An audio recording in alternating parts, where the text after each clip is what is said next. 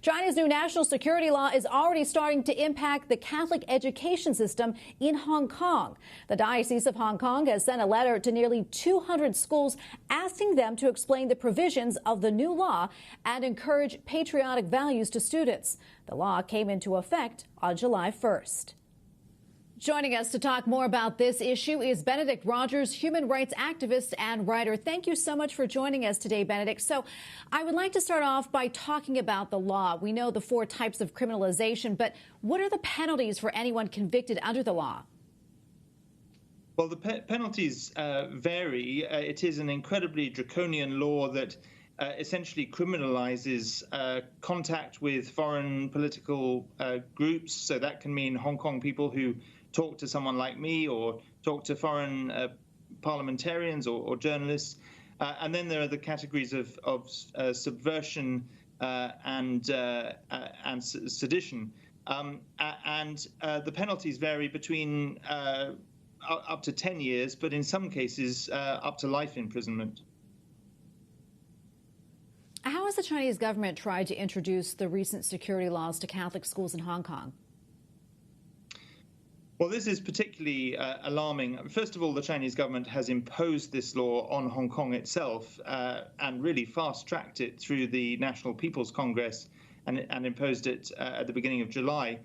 And now we've learnt in the last few days that Catholic schools are being told that they have to educate children in what the national security law means. And I think my interpretation of that is that it will be a real intrusion into education in terms of freedom of conscience, in terms of academic freedom.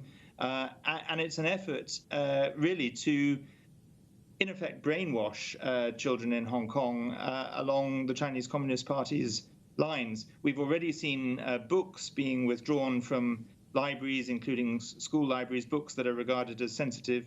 And now we see this intrusion into specifically the Catholic education sector. Benedict, what's been the response from the Catholic Church in Hong Kong? Well, the response has been mixed. Of course, the very courageous cardinal, the emeritus Bishop of Hong Kong, Cardinal Joseph Zen, who's long been an outstanding critic of the Chinese regime in Beijing, has continued to speak out. He said he's ready to go to prison. The auxiliary bishop, also Bishop Joseph Ha, has for some years been a prominent defender of human rights, and he's courageously outspoken. But unfortunately, the cardinal and some other clergy have taken a position that is more supportive, or perhaps not supportive, but they've obviously come under pressure from the Chinese regime, and they have denied the gravity of this draconian law and said that it's acceptable. So opinion is divided. I'm wondering, have there been any updates on how Catholic pro-democracy activists Jimmy Lai and Agnes Chow are doing following their recent arrests? Well, they were both arrested, of course, on Monday. They then, after about 36 hours in detention, were both released, along with others who were arrested, on bail.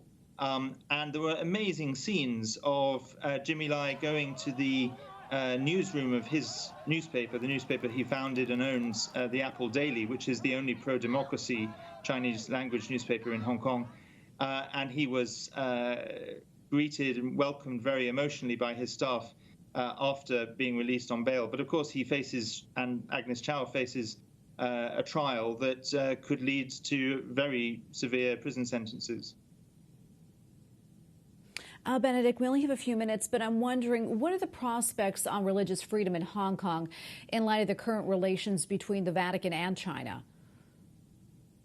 I think the threat to religious freedom in Hong Kong is very grave indeed. Hong Kong until now has been the only part of China that where religious freedom has not directly been affected, and churches can worship freely, as can other places of worship. I think there will now be a serious threat, not necessarily to freedom of worship and the existence of churches, but I think things like the monitoring of homilies will begin, so that priests and clergy who preach on issues of human rights and justice and human dignity may find themselves on the wrong side of the law.